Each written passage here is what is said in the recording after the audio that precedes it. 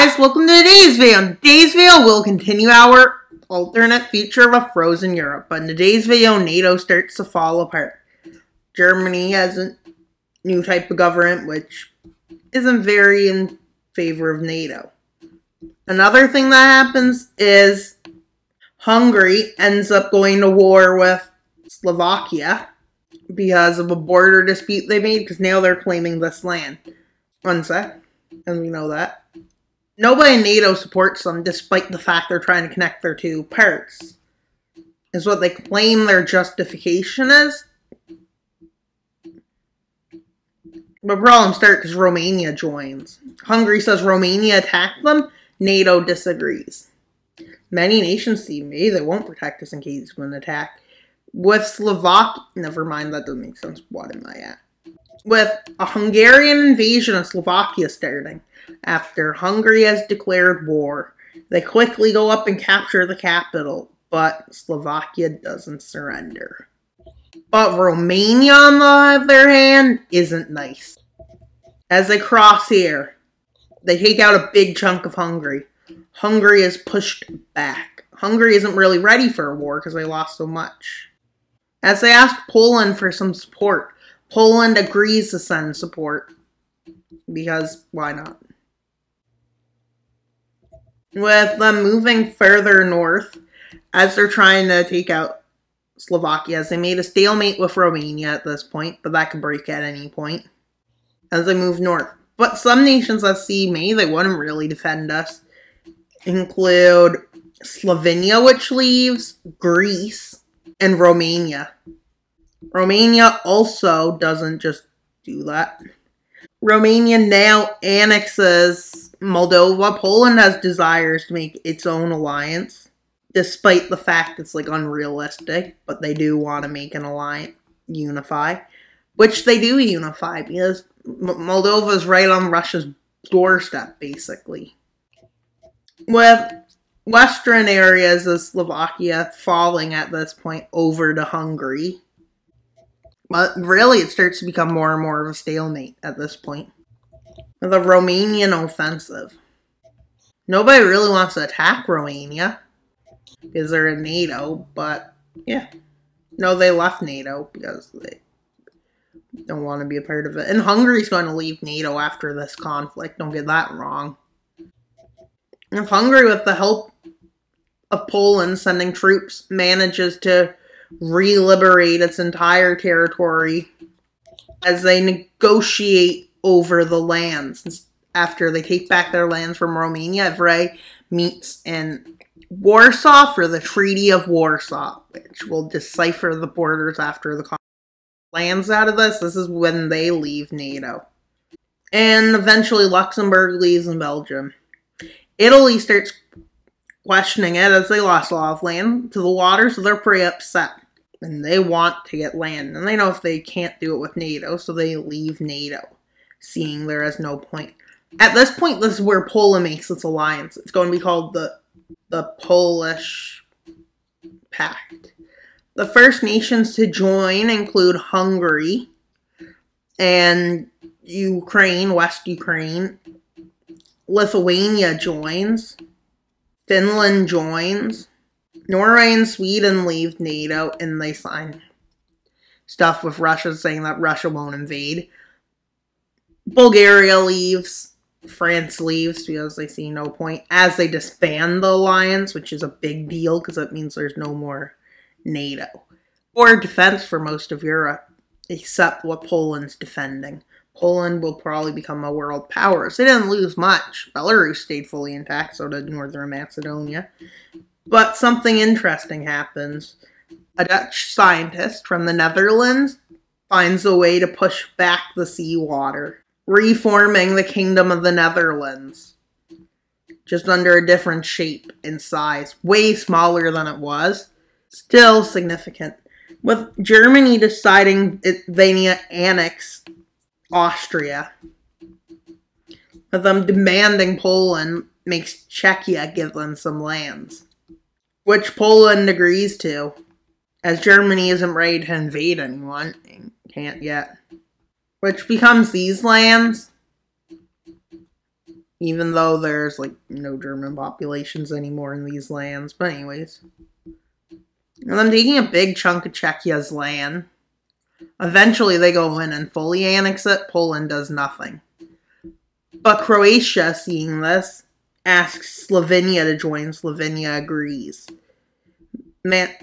Montenegro, but when Macedonia sent an ultimatum by Serbia that they refuse, Serbia takes matters into their own hands and declare war on it.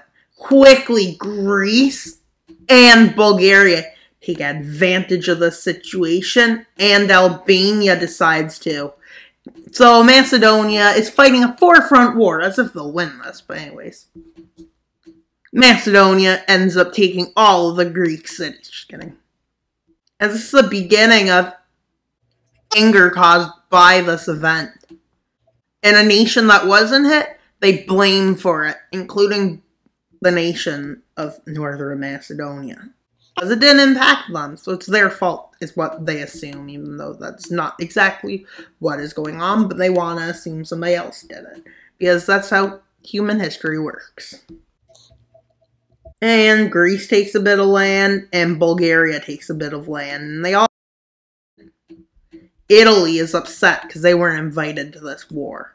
Italy's new government is not a great it's a new, like, kind of thing that believes in expansionism and intervention and a lot of other things like that. It's an expansionist, like, imperial kind of thing. With Brittany declaring independence from Spain. And Italy launches its full-scale invasion of Croatia, with Serbia helping them, and Bulgaria and Greece sending troops, along with Hungary. With Italy being not as good success as they want. With while this is happening, big chunks of land get ceded over by Croatia to be the Croatian state of Serbia, as that's what they see as best. This angers Italy, but there's nothing Italy does because they don't want to cause a war in the Balkans, which they almost did. And they see that if they move forwards, Serbia is going to call its friends into this conflict. As you can see, some of the new nations, including Croatia, is gone now, ever since these expansionist ideas came in to play. With Brittany leaving France, as France is weakening. Spain decides to form Iberia. They ask Portugal to join. Portugal refuses, saying that they like their independence, I guess. Well, really, they refuse, saying Spain, you can join us and make Iberia, but we won't join you and make Iberia. Spain says, well, I guess I will make Iberia by force. Okay. As you can tell, the situation is gone bad. But Spain hasn't been hit as hard as Portugal. And they managed to sweep through Portugal in a matter of months. In 2 months, they took Portugal out. And as you can tell, the stronger nations are becoming more and more so Germany. And Germany and Italy, because they're the ones who are angry about this the most. With Germany annexing Luxembourg, and this is a big deal. With Russia unable to attack the Baltics, well, for the most part, but now they're not going to be able to, as more of the Baltics decide to join, including Estonia and Latvia, join Poland's alliance. Poland has a proposal for the Baltics to unite Estonia and Latvia. Estonia agrees because of how much land Estonia lost, leaving more land for its people to live in. Lithuania agrees to join Poland. Belarus, well, let's see what happens in this area of the world. Well, Armenia, seeing that it's probably not a bad idea to invade Azerbaijan, as Turkey's a bit busy trying to deal with the new annexed areas. And Iran will want to join too, they see. And they get Russia to join, saying they can have some of the land too. Why would they say to Russia you can have some of the land? Because look, Azerbaijan has been weakened severely from the flood. With a quick Armenian invasions going swift, you would think this wouldn't happen, but I guess it does. and Russian advances swift, and then the last of Azerbaijan capitulates over. With Russia going a step further and starting the partition of Georgia, which they invite Turkey to, and say you can have most of the land.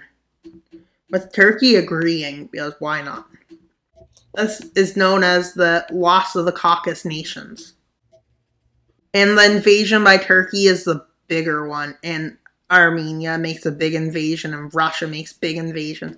Let's see how the partition goes, and that's like all the events of war in this video. But there might be another pact coming. Many things happen differently. With the Netherlands doing more experimentation with this thing they're making that makes them able to reclaim some water, which they're using to establish a nation to move the Netherlands people, the Dutch, to, because they don't have a nation. So they decide they'd use this technology. But it's not really perfect, as floods are prevalent in this area and very common. And Germany wants that technology. Belarus is like, I'm good with this because it makes it easy for me to expand.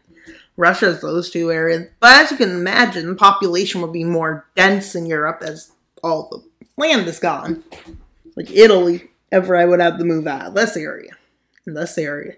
Hungary, everyone would have to move out of most of its territory. How about Russia? Everyone would have to move out of this area. Southern Ukraine empties. Sweden. See, Denmark. Ooh, Denmark doesn't have a nation anymore. That's pretty bad for Denmark. And that's pretty much all for today's video. Please like and subscribe. And remember to return next video.